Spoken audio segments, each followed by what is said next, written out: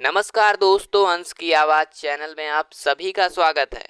यह कहानी एक बूढ़े बाप की है जिसे उसकी पत्नी के मरने के बाद ही उसके बेटे ने उसके ही घर में उसे धक्के मार के निकाल दिए। फिर बाप ने ऐसा कदम उठाया कि बहू और बेटे ने गिरकर उससे माफ़ी मांगी और उसे घर में रहने के लिए मजबूरी से उसको परमिशन दिया। तो दोस्तों चलिए आपको यह कहानी सुनाते हैं। लो फिर से आ गया बूढ़ा, जाओ दरवाजा खोलो और स्वागत करो अपने बाप का।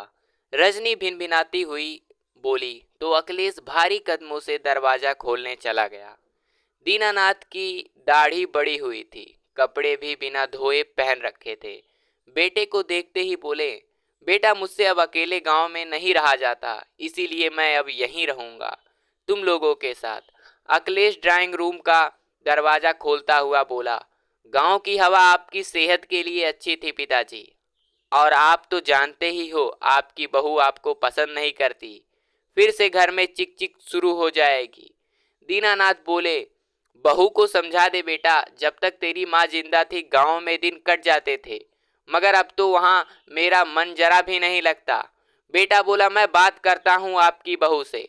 फिर अखिलेश पत्नी के पास जाकर बोला, सुनो अब ज्यादा शोर शराबा मत करना, अब आ ही गए हैं तो रखना ही पड़ेगा।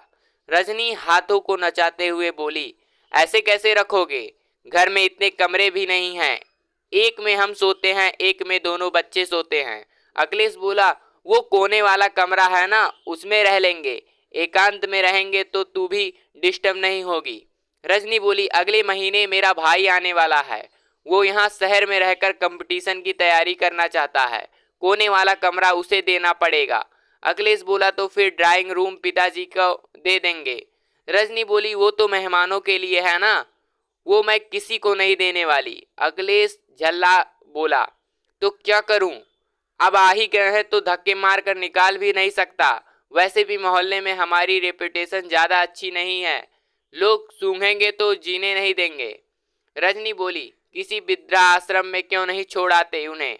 अखिलेश बोला, वृद्धा आश्रम में भी फ्री में कोई नहीं रखता, पैसे लगते हैं, तुम तो जानती ही हो ना कि नई नौकरी में मुझे 18,000 रुपये महीने के ही मिल रहे हैं, इनमें घर खर्च भी नहीं चल रहा, तो वृद्धा आश्रम की फीस कहाँ से भरूंगा। रजनी गुस्से में बोली, बूढ़ा मर खप जाता, पीछा छूट जाता, पता नहीं कब पीछा छोड़ेगा। अखिलेश बोला, धीरे बोल, वो ड्राइंग रूम में ही बैठे हैं। रजनी बोली, सुन लेने दो, मैं नहीं डरती किसी से। उधर पोते पोतियों के साथ खेलते हुए दीनानाथ सब सुन रहे थे। पता नहीं उन्हें क्या सूझा कि वे उठकर घर से बाहर चले गए। 8 वर्षीय सोनू आकर बोला, मम्मी दादू घर से बाहर चले गए। अखिलेश बोला, शायद पिताजी ने सब सुन लिया इसीलिए बाहर चले गए।